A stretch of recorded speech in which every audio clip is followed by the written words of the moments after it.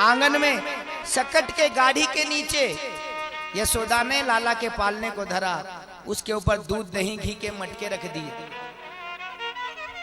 सकटासुर आया, गाड़ी पर अपना वजन बढ़ाने लगा। तो क्या हुआ, भगवान ने चरण का प्रहार किया, वो सकट भंजन हो गया, गाड़ी आकाश में उड़ गई, पलट गई और सकटासुर का उद्धार हो गया। बोले सकट भंजन भगवान की। भगवान ने सकटासुर का उद्धार कर दिया। सज्जनों, इसका एक कारण तो यह था लात मारने का कि भगवान को सकटासुर को मुक्ति देना था। दूसरा कारण, यशोदा मैया ने गलती करी, क्या, भगवान का पालना तो नीचे रखा और जगत की सामग्री ऊपर रखी।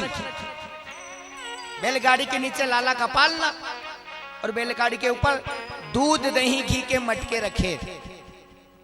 भगवान ने सोचा जगत की सामग्री ऊपर और जगदीश नीचे, लात मारी, जगत की सामग्री नीचे आ गई और जगदीश ऊपर आ गया।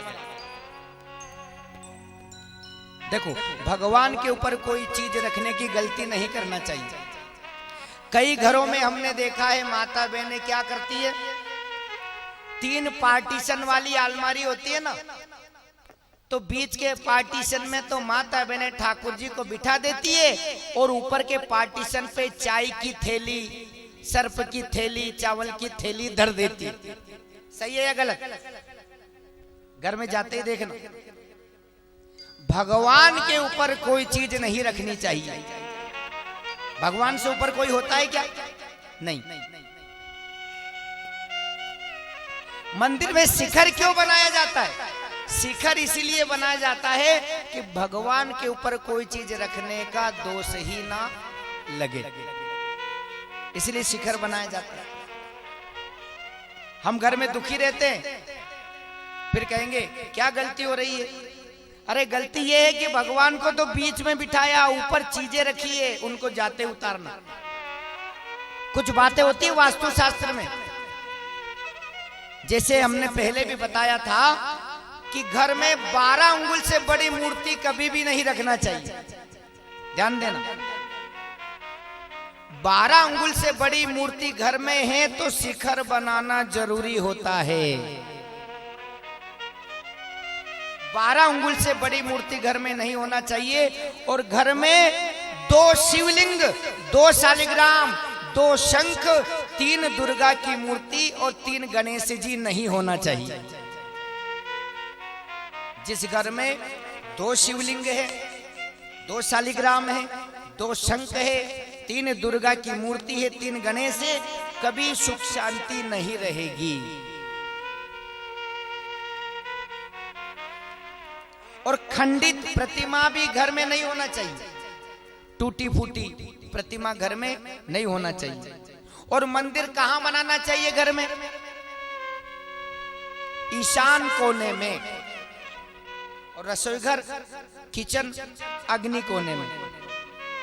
10 दिशाएं होती है। पूर्वे रक्षतु वाराह, आग्नेयाम गरुड़ध्वज, दक्षिणे पद्मनाभस्तु, नैऋत्याम मधुसूदन, पश्चिमे चैव गोविंदो, वायव्याम तु जनार्दन, उत्तरे श्रीपदे रक्षेत, ईशान्याम ही महेश्वर। ऊपर और नीचे 10 दिशाएं। ये पूर्व है ना, तो ईशान कोने में ठाकुर जी का, ईशान यानी ईश का स्थान होना चाहिए, ईश यानी देवता। और अग्नि कोण यानी ये कोना, अग्नि यानी चूल्हा, चाहे गैस हो चाहे मिट्टी का चूल्हा हो, अग्नि का काम अग्नि कोण में। और ऐसा उपाय करना चाहिए कि माता बहनें भोजन बनावे तो पूर्व दिशा की ओर मुख करके भोजन बनावे। इसी तरह तुलसी तोड़ने का भी नियम है। कई माता बहनों से पूछो तुलसी कब नहीं तोड़ना चाहिए, तो यही जवाब मिलता है, रविवार बुधवार मत तोड़ो बस। अब ध्यान से सुनना, याद रखना।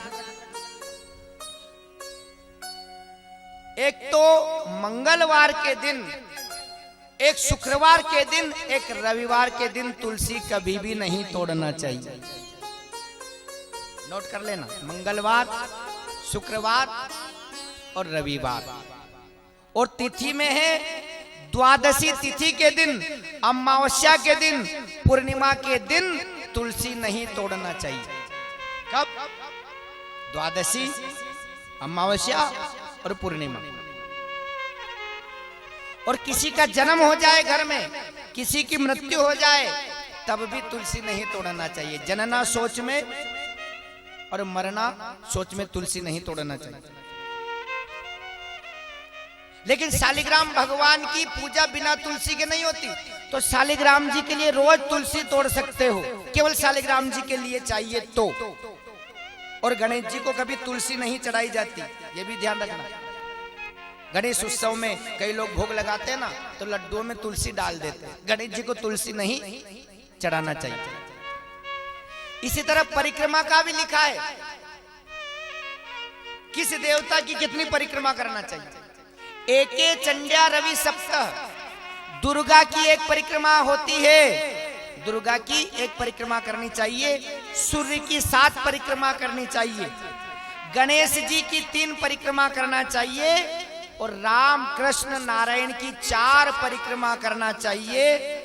और शिवा अर्ध परिक्रमा, शंकर की आधी परिक्रमा करनी चाहिए। कई लोगों को देखा 5-5, 11-11, 21-21 परिक्रमा लगाते हैं। दुर्गा की 1, सूर्य की 7, गणेश जी की 3, राम कृष्ण विष्णु की 4 परिक्रमा और शंकर की आधी परिक्रमा करनी चाहिए।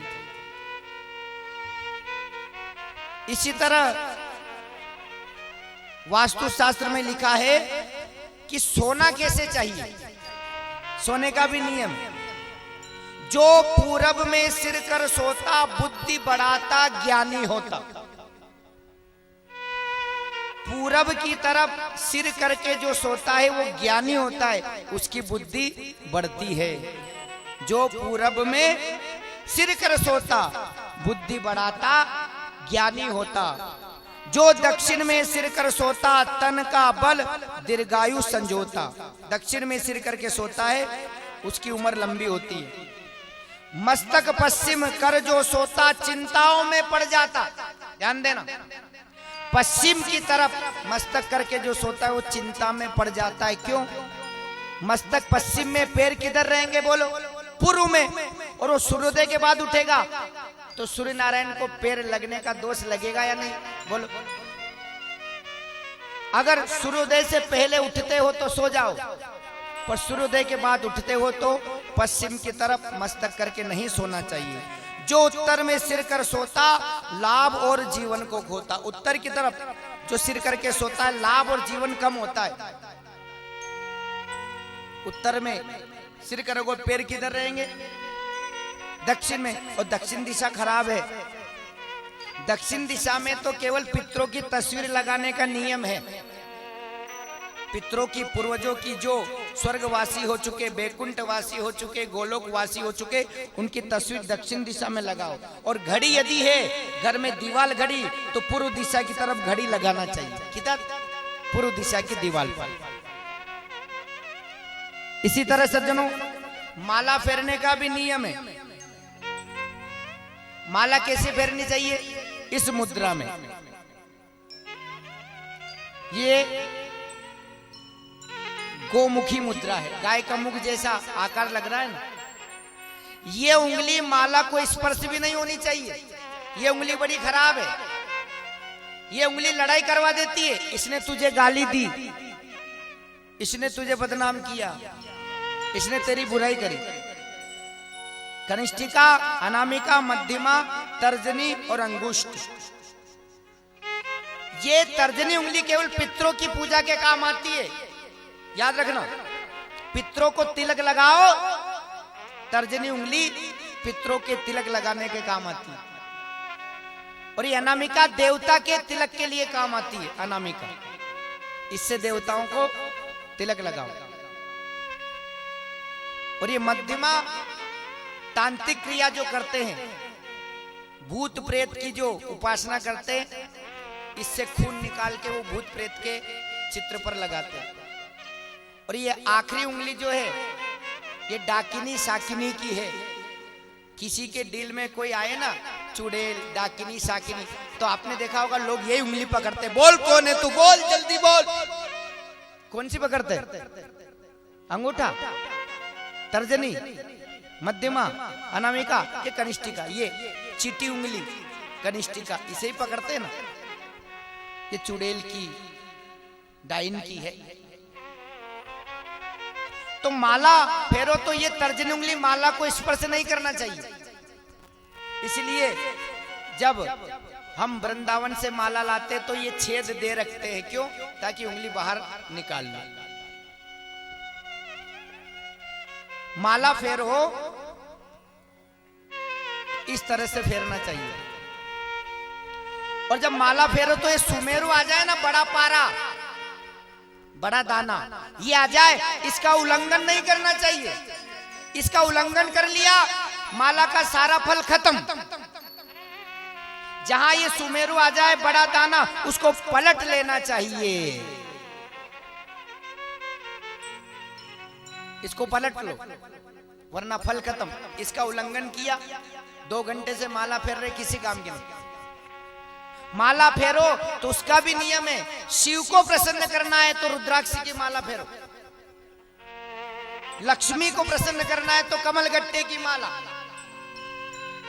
सरस्वती को प्रसन्न करना है तो स्फटिक की माला, और नारायण को प्रसन्न करना है तो चंदन की अथवा तुलसी की माला फेरनी चाहिए। पर माला फेरो तो माला में ही ध्यान रखना चाहिए। कई लोगों को देखा है, माला तो हाथ में घूम रही है, मन जो है चारों दिशाओं में घूम रहा है। माला तो कर में फिरे, जीभ फिरे मुख माही, मनवा तो चहु दिश फिरे, ये तो सुमिरन नाही। कई माता बहनों को देखा माला फेरती है, ए लाड़ी छोरा ने बाथरूम कर दी, चलती बदल ले, ए लाड़ी बासीदा वाले चाच मेल दे, एक ही काम कर ले नहीं।